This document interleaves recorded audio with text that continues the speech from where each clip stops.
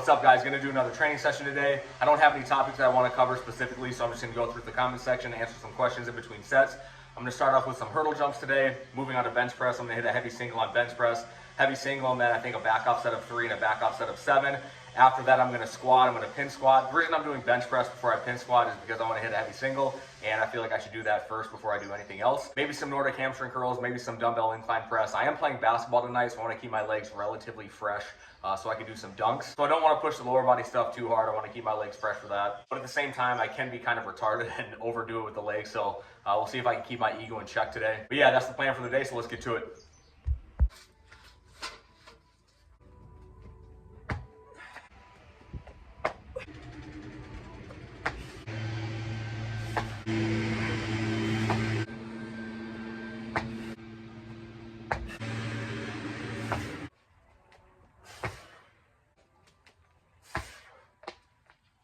Let's go bench.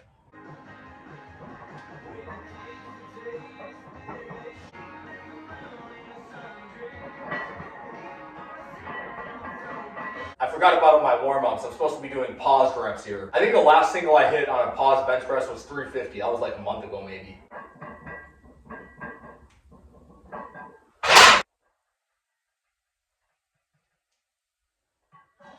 All right, 350 here, probably gonna be my top single for the day unless I just crush it.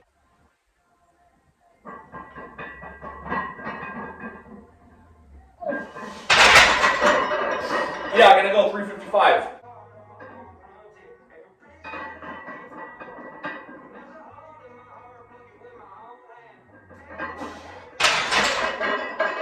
That 355 was probably a true 1 rep max right there. So I'm gonna go through some questions here. I'm gonna answer some. What do you think about squatting before snatch and clean and jerk? Just moderately as a warm up, reserve a heavy day for another time. I think squatting before you do your Olympic lifting is just fine. Brandon Accardi actually made a good post on Instagram a while back about this, basically saying that like if your squat strength isn't going up and you think that's like a huge limiting factor for your Olympic lifts, try squatting first before you do the Olympic lifts in this session. It's just a good simple way to emphasize your squat strength that can maybe raise the floor to your Olympic lift performance a little bit. Do you think backwards training would reduce the chance of hamstring injuries while concurrently increasing speed? The quick answer is no, I don't think so unless you're severely undertrained. There was a study back in like 2018, 2019, somewhere around there, that compared the effects of backwards sprinting compared to just like forward sprinting, and it found that the group that included backwards sprinting increased their sprint performance, their sprint speed better than the other group that just did the forward sprinting. Back then I was pretty naive and I thought that could be like a magical answer for people to get faster, but really it just comes down to like the people that are doing the backwards training, they're increasing their movement options. It's just more novelty into their training, which probably provides a little bit of an extra benefit to just doing the same thing over and over again. So there's nothing really special about that.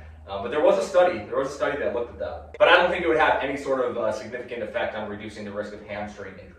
I understand that the dynamic correspondence argument is flawed and barbell exercises are king for absolute strength and power, but do you also reject the argument that such exercises can be useful as a corrective exercise? Well, this is from much of college strength and conditioning is just entertainment. Do I reject that balance, single leg, overhead stability, rotational exercises, things like that? Do I reject that those could be corrective exercises? Short answer is yes, because I kind of reject the entire premise of corrective exercises outright. I think exercise training, loading tissues, loading muscles, getting stronger itself is corrective. Yeah, outside of the context of someone who's pursuing some sort of return to play protocol because of some very specific injury, I don't really see a purpose for any of those exercises. You have to get really specific with circumstances in which I would agree that those exercises are useful. I'm gonna do my first back off setup here. It's just gonna be a triple, 85% of that 355, so I'm going at 300.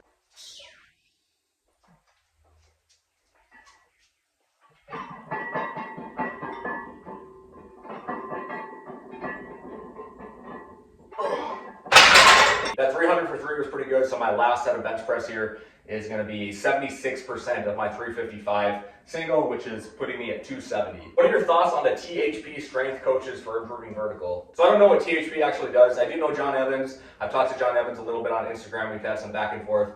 I think John Evans is a smart guy, a good guy. I would trust him with your training. Isaiah Rivera is part of the team too. He's like one of the best dunkers in the world. I don't really have much to say about their training because I don't know what they do, but from what I've seen from them, it's pretty good. Are cleans and snatches something that can be self-coachable, or would it just be better to hire a coach? You can learn them by yourself. It's going to take a lot longer if you do. You're probably better off hiring someone to coach you through it. I know a lot of people who have been able to learn the Olympic lifts by themselves watching YouTube videos. I know people who have bought Haas Olympic, which is my ebook and program, and they just do the drill work in there and they coach themselves through that watching my videos. So it's definitely doable if you are committed to it. You just have to be consistent and you have to be honest with yourself and very hard on yourself when you're judging your own technique before you want to progress too fast. My last back off set, 270 for 7.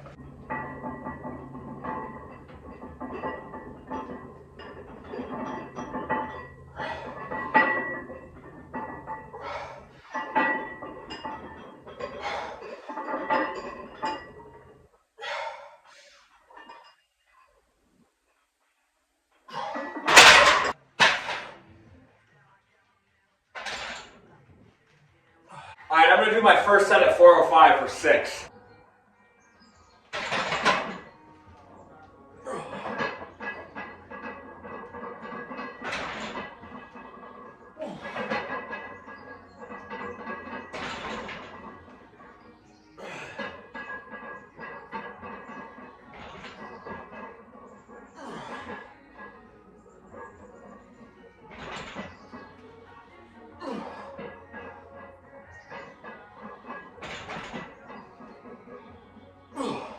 I can go up a little bit. Your brachialis is very developed. You think that comes from heavy cleans and pulls? Yeah, I think Olympic lifts are actually really underrated for muscle building. When you're doing a clean or a snatch, and your elbow is extended, and you have that very aggressive elbow flexion, but you're not getting to full flexion, it's just right here, you're gonna light that shit up. You're gonna light up your brachialis a ton from doing heavy cleans and snatches. Could a trap bar jump shrug be used to build up to a clean?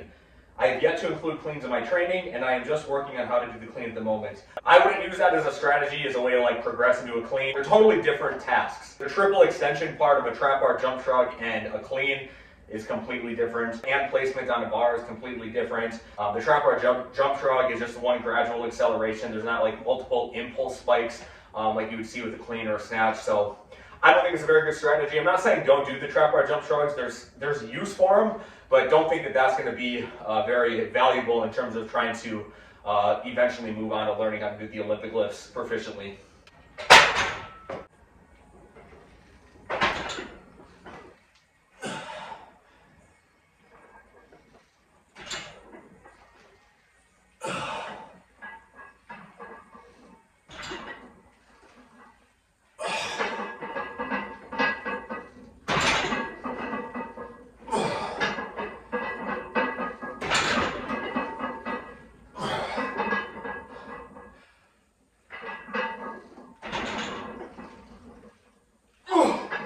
Will, how do you usually prescribe weights for your teams? Percentage, RPE, VPT, etc. I usually just use percentages, but it's always just a guide, I give them the percentage.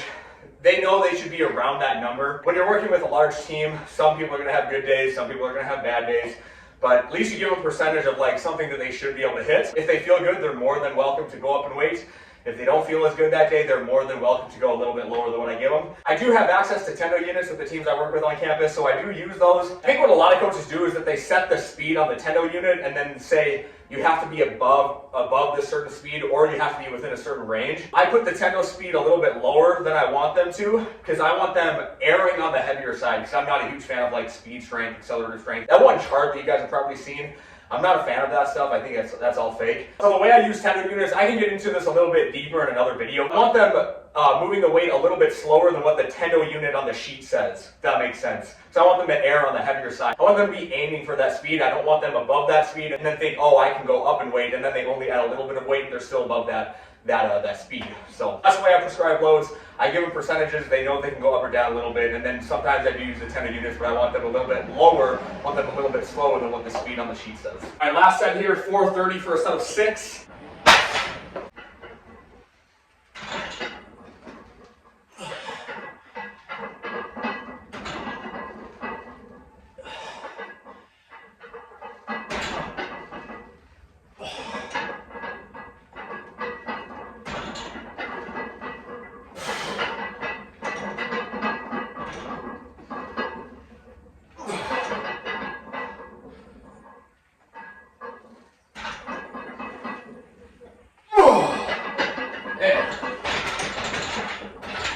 was tough. What is your opinion on a front rack Bulgarian split squats as a front squat accessory? Big fan. Bulgarian split squats are great, and holding the bar in a front rack is great too, so have at it. What is your view on having slightly different strength and speed programs for skill positions versus linemen? I don't place a ton of value on the like two position groups having significantly different training programs. I think you can do it, obviously. Here at North Dakota, I'm not in charge of football here, but the linemen and skill positions and mids, we have three categories: linemen, mids, and skills.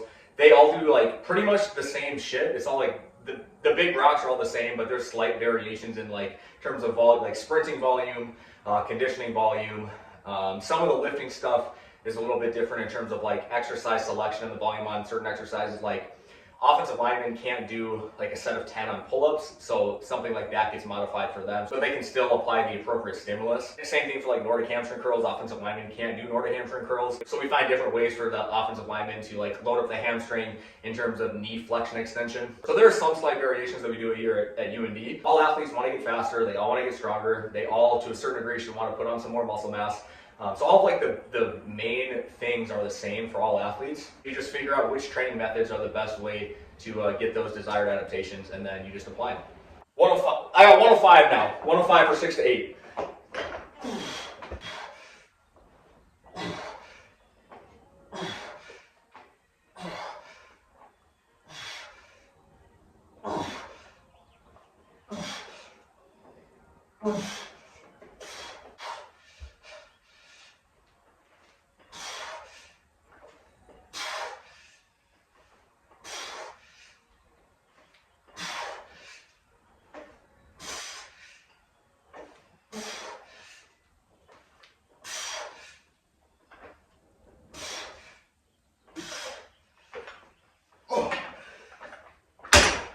All right, that's it, guys. Thanks for watching.